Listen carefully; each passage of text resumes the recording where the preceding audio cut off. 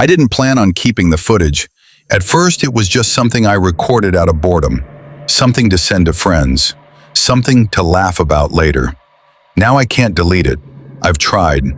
Every time I do, it comes back. It started 3 months ago. I had been working remote for almost a year, living alone in a small apartment high above a late-night street that never really slept. Sirens at odd hours, subway vibrations rattling the glass, strangers arguing below like ghosts passing through each other's lives. I needed quiet, so when my company offered a week off before a major deadline, I booked a cheap rental car and drove north. No destination, just distance. I remember the moment the city finally disappeared in my rearview mirror. Streetlights turned into scattered porch lamps, concrete turned into damp black asphalt, and then eventually, even the houses stopped. Trees replaced everything. Endless trees. At first it felt good.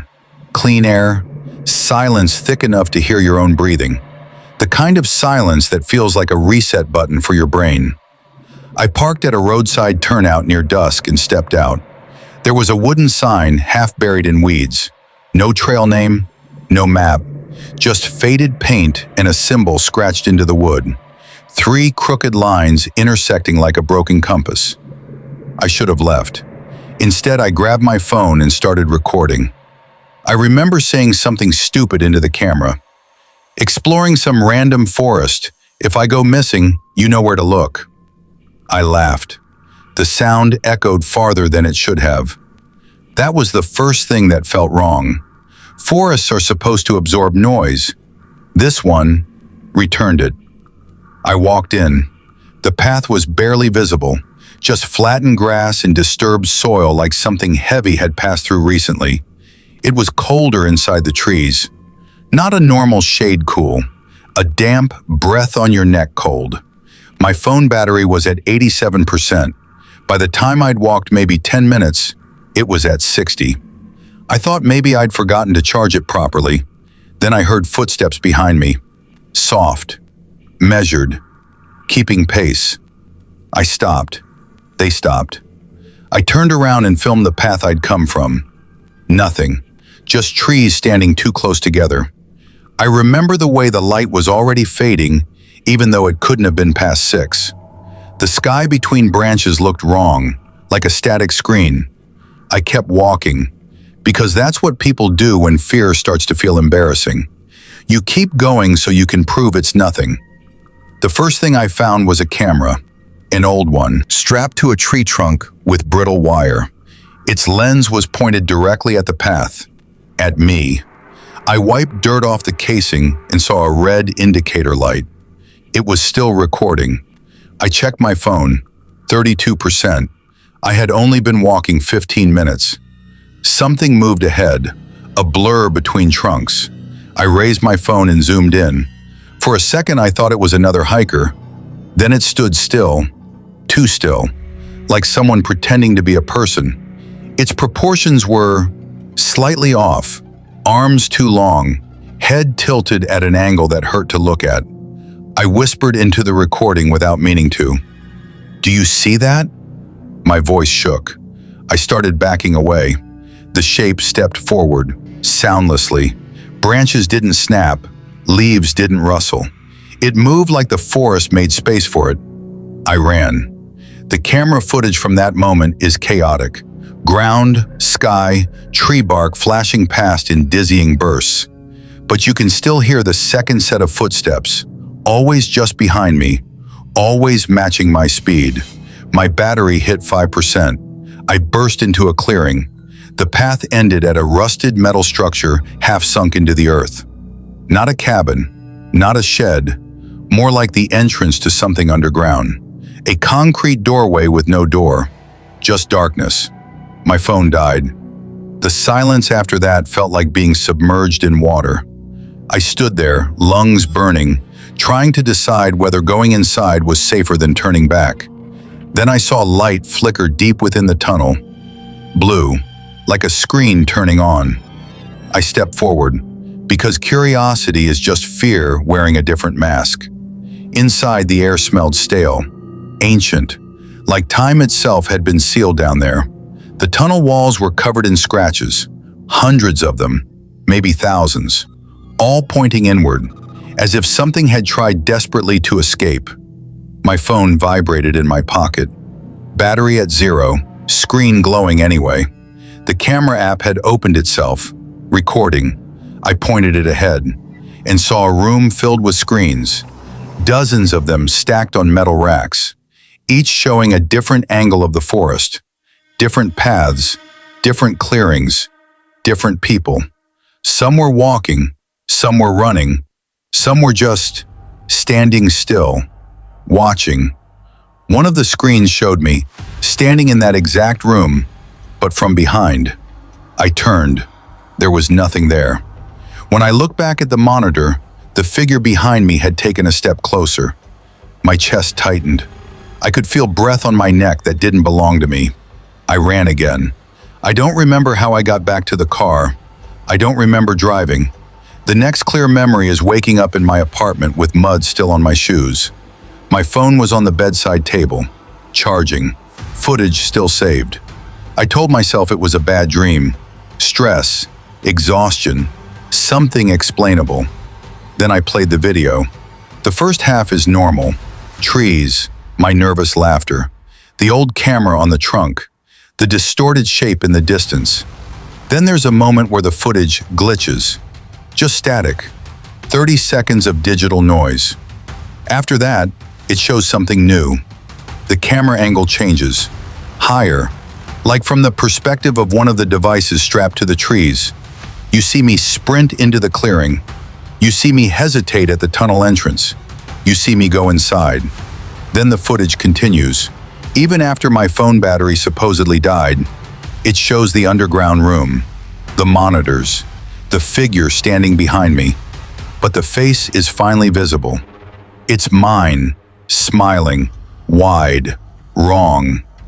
The final clip is time-stamped the following night. It shows my apartment, filmed from inside, from the corner of my bedroom ceiling. I'm asleep, or pretending to be. Something moves near the window, a silhouette that shouldn't fit through the glass.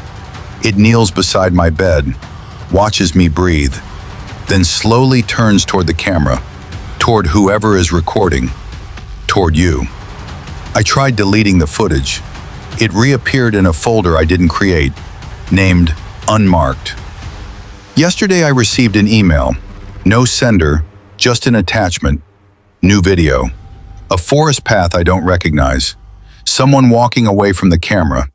Their posture identical to mine. Their phone held up, recording. I paused the clip at the last frame. The person turns slightly. Enough for their reflection in a puddle to show. It's not me. Not exactly. It's someone who looks like they're about to become me. If you ever find a trail with no name, if you ever see a camera nailed to a tree, if you ever notice your phone recording when you didn't press anything, please turn back, because once you're on their screens, you never really leave. Have you ever watched footage you don't remember filming? I shouldn't have opened the new video. That's the first mistake people make in stories like this. They assume curiosity is harmless. It isn't. The file had no duration listed, no location data, no creation date, just a silent thumbnail of trees bending inward like they were listening. I played it anyway. The person in the footage kept walking, slow, uneasy. The camera angle was too steady to be handheld, but you could still hear breathing, shallow and panicked. At first I thought it was looped footage. Every tree looked the same. Every shadow stretched at the same unnatural angle. Then the person stopped. There was a sound, something like a distant hum, or maybe a voice buried under static. The figure turned fully toward the camera. This time I saw their face clearly. It wasn't mine, but it was familiar. Like a version of me from a dream I couldn't quite remember. Eyes too wide, smile too late. The video cut to black. My laptop fan roared to life, even though nothing else was open. Then another file appeared. UNMARKED_02. I didn't click it, not right away. Instead, I went outside. I needed noise, traffic, voices, anything to convince myself the world was still normal. But something was off. The streetlights flickered in sync. Cars drove past with drivers staring straight ahead like mannequins. And for a moment, just one frozen second, every screen I passed reflected the same forest. Subway advertisement displays, phone shop windows, even a broken TV dumped beside a trash can. All showing trees, all showing that same path. When I got back upstairs, the second file had already opened. It was recording me, live, from an angle above my apartment door. I watched myself enter the room on screen before I felt my hand touch the handle in real life. A delay, a glitch, reality buffering. My reflection in the laptop screen smiled. I wasn't smiling. I slammed the lid shut. The room went dark, except for the faint red dot blinking from my phone camera. And somewhere inside the silence, footsteps. Not outside the apartment, inside it, measured, patient, getting closer. I whispered into the darkness without meaning to. "Who's there?" My voice echoed, just like in the forest. Then my laptop powered itself back on. The new file began playing automatically. This time the forest wasn't empty. This time there were dozens of cameras, all pointing at the same clearing, all waiting. And in the center, someone was already standing there, filming. Have you ever felt like something was documenting your life before it even happened? I didn't sleep after that, not even for a second. The laptop screen stayed on all night, glowing like a window into somewhere I wasn't supposed to see. Every time I tried to shut it down, another file opened. Unmarked_03. Unmarked_04. Unmarked_05. Each one showing the same forest clearing, but closer, like something was walking toward the camera, or maybe the camera was walking toward something. By morning, my apartment felt different, smaller, compressed. The walls seemed to lean inward like trees. Even the air felt heavier, thick with the faint smell of damp soil and rotting leaves. I convinced myself I was losing it. Too much caffeine, too little sleep, too many creepy videos online. So I decided to do the one thing that made sense. I would go find the forest. The files had no GPS data, but they did have sound, a low mechanical hum beneath the wind, like distant highway traffic, like city life bleeding into wilderness. So I searched for green space near the outskirts, a patch of woods locals barely talked about, an unmarked trail. I drove there that afternoon. The sky was perfectly clear. Birds sang. Cars passed. Everything felt stupidly normal until I stepped between the trees. The sounds stopped instantly. No wind, no birds, no distant traffic. Just silence so complete it felt like pressure on my ears. And then I saw it, the path, exactly like the footage, narrow, winding, leading deeper into shadow. I should have turned back.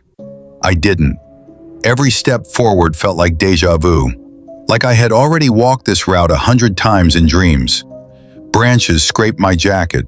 Something crunched under my shoes that didn't sound like leaves. The deeper I went, the darker it became, even though the sun was still high outside the forest. Then the hum started again, closer now, a vibration in the ground. I followed it, and finally, I reached the clearing. It was real. Every detail identical to the videos.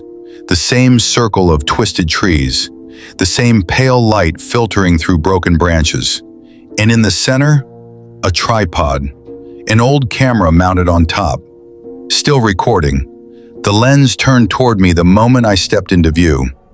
I froze. On instinct, I checked my phone. A new file had appeared, unmarked_06. Live. My own face stared back at me from the screen, but the version of me in the footage was already standing inside the clearing, smiling while I was still at the edge. Time had slipped. Reality had forked. I heard footsteps behind me, slow, measured. The same rhythm I'd heard in my apartment. I turned. Dozens of figures stood between the trees, each holding a camera, each filming. None of them had faces, just smooth, featureless skin stretched tight where eyes and mouths should be. They moved closer without making a sound. I tried to run. The path was gone. Only trees, only shadow, only the clearing tightening around me like a closing fist. The tripod camera tilted upward. I realized what it was framing. Not me, the sky. Because above the clearing, there was something vast and dark. Something that looked like an endless ceiling of lenses. Watching, recording, waiting. My phone vibrated. A notification. Upload complete. The screen filled with comments. Thousands of them. All from accounts with no profile pictures. All saying the same thing. We see you. The last thing I remember is dropping the phone and hearing the click of a shutter somewhere very close to my ear. If you ever find a video file on your device that you don't remember recording, don't watch it. Because once you do, it might start watching you back.